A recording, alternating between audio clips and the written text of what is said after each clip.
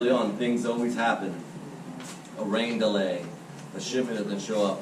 That's why it's important that you update your schedule. You know, if something starts late, you plug it into Project Primavera, it'll spit out the new dates. But that means you get those new dates, you're going to have to republish your schedule. I don't know if you ever heard of Procore. Procore is another project management.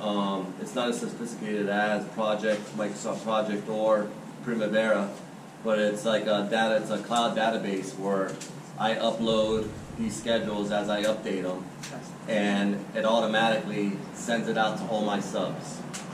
So they'll get an email saying your tasks have been updated, and it just keeps everything moving forward. What's that called? Procore. Based in Austin, Texas. Great word. It's teacher's bad. It's good to know. Yeah, All right, Ryan, Procore. what's the bullet point? Where's August located?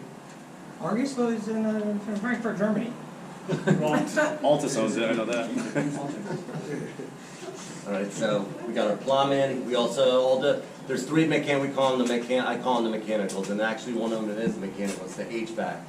We got the HVAC. We got your plumbing. We got your electric. All that has to go in before any drywall goes in. Once that's been inspected, everything passes, and you only put all your insulation in. We use 5-foil. It's like a aluminum back paper that goes along. It's rated enough to keep the energy out. It doesn't seem, I know in the past they used to have actual bats that you would put on the wall, but this 5-foil seems to, I'm not an engineer, but it makes it work. And where the garage is, I'm gonna have to put actual like R12 in the wall, because it's a carbon monoxide issue. And we have carbon monoxide. You'll see in the ceiling, some of these are up there are smoke alarms detectors and carbon monoxide detectors. So once that all gets passed, you got your insulation, you have someone come in and drywall. In our houses that you'll see over there in a minute, you're gonna see that we use knockdowns to finish that you put on the walls before you paint. Now if you want to go upstairs, I could just show you how this model looks. I don't know if you guys went up there already, but it'll take 2 minutes real quick to go up there. I can show you the layout of this house because it's all framed up. Is this a whole window or is that? This is a sliding glass door.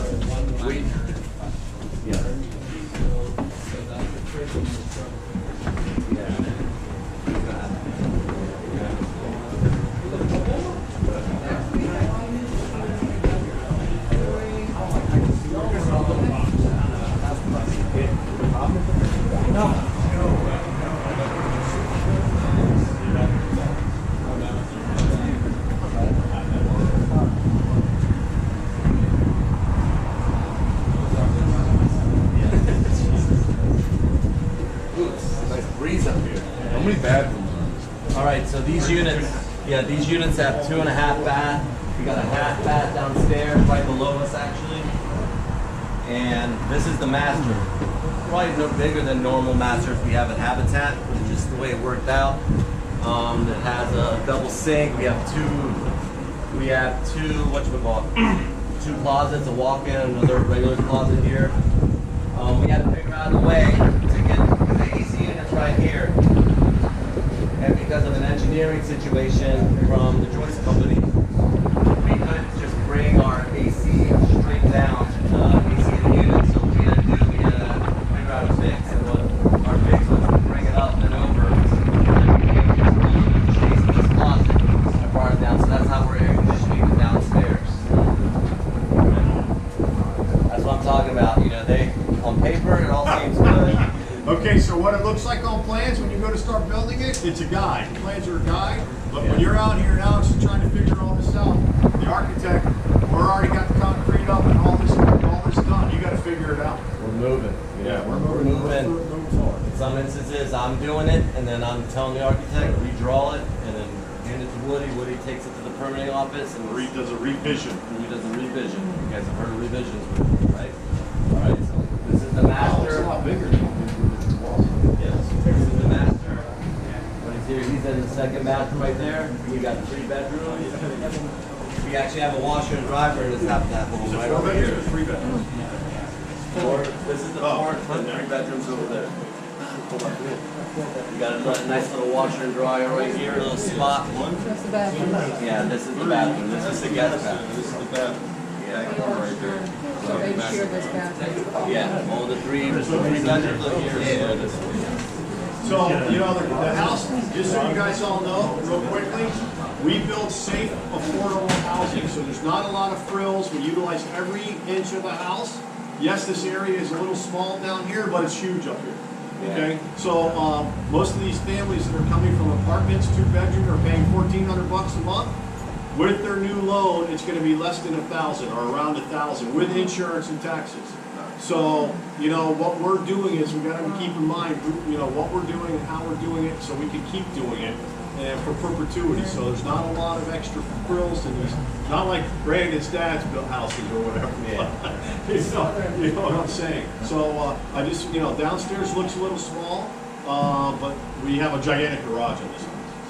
What I say to these homeowners that we serve, these are castles, because what he said, a lot of them are living in a 2-bedroom apartment, but they have 6 kids, not 6, like 6 family members living in a 2-bedroom apartment. So when you build something like this, then this is a castle, you know.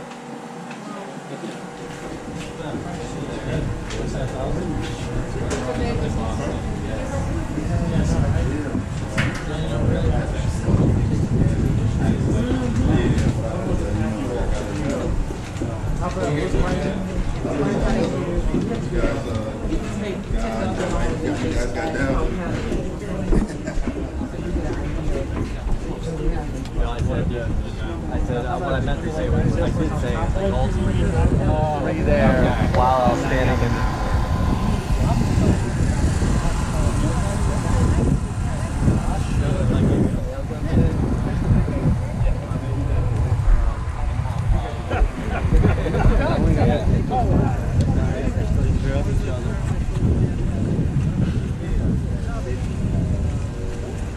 So part of our development agreement with the city was, when we went through our architectural review, every house had to be somewhat different. It's called an anti-monotony plan. That way, in the old days, everybody would build the same house all the way down the street. And so this is a gable, Boston hip, and standard. You know, every roof is a different color, so pretty much. So Alex is in charge of keeping up with the homeowners. They get to pick a few things, but it has to be different coins, so that we have a nice looking development with some really nice landscaping when we're done. So you didn't just mirror and rotate it, it's actually different floor plans. The floor plans are almost identical. It's the exterior. Yeah, the city was worried about it looking like a project.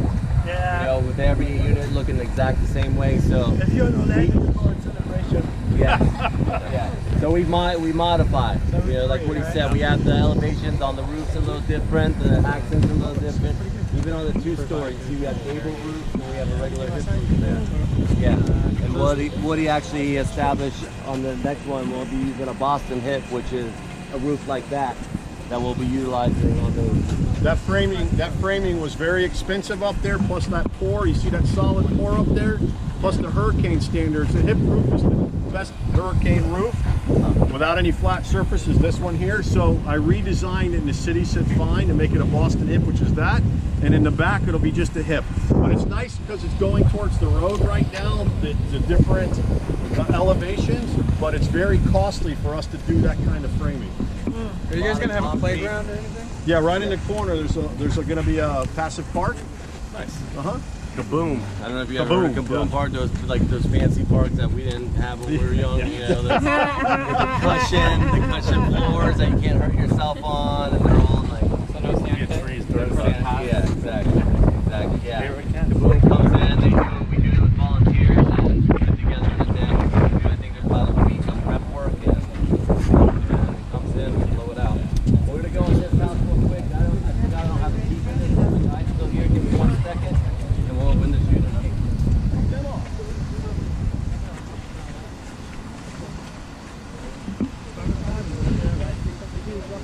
Believe it or not, just a short story while he's gone, we failed. This is about having really good consultants when you're in the development business, because every time you fail, you have to go back, and it takes a month before you can go back. We failed. I call it the old guy architectural group. There's one guy about 85 on there, and he's very serious about what he does. We failed our architectural review the first time. Then we came back. They said that we could just work on what we'd already had, kind of like amen, and then work on whatever their issues were, okay? When we got back, they said, oh, no, you got to redo the whole thing, and our engineer was not prepared, and he's not really a planner or an attorney. Civil engineers, is there anybody here, civil engineer? I don't want to hurt anybody's feelings. They are not great public speakers, and they're more detail-oriented for building. So, all that being said, I brought on Dennis Mealy. He's the one of the number one land use attorneys in. He comes in the third time. Everybody from the architectural review goes, hey, Dennis, how are you? 3 minutes, we're out.